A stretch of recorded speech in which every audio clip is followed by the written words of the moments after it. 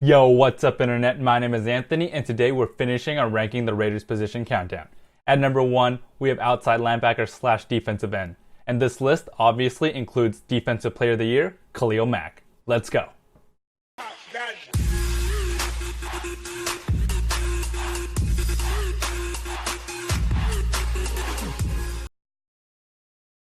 In 2016, Bruce Irvin was brought in to make a dynamic duo with Khalil Mack. The Batman and Robin duo played as well as it could have been imagined. Irvin produced 7 sacks with 6 forced fumbles.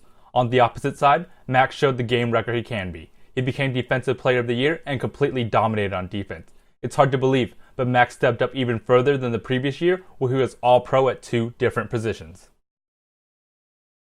Mack is the reigning Defensive Player of the Year and Bruce Irvin is a big-time player in his own right. The problem is, you can never have enough pass rushers. There isn't a lot of help behind Mack and Irvin. They have a young second-year player in Shilique Calhoun and a bevy of players who can play outside linebacker slash defensive end such as Danico Autry. But Mack is the game wrecker that makes the defense click.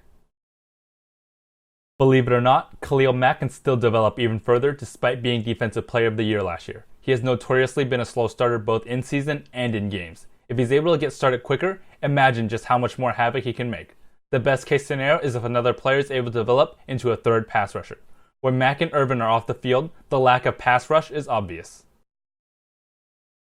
The worst case isn't much different from last year. There's just a lack of help around Mack and Irvin. The depth players aren't able to provide much help and the duo have to play a lot more snaps. This isn't too much of a problem since they will both be on the field often anyways, but it would be nice to have more help. Shilique Calhoun is the best chance on being the third rusher, but he did not look promising his rookie year. Khalil Mack is still one of the best defensive players in the NFL. Bruce Irvin is able to develop in our system a little more and can be a double-digit sacker. Somebody else has to step up and provide another pass rush, and my personal guess is it's Calhoun occasionally. Bottom line, the starters are great and there's nothing about that should change this year. It's one thing to have a Pro Bowler, it's another thing to have an All-Pro, but it's a whole other thing to be the best player on an entire side of the ball.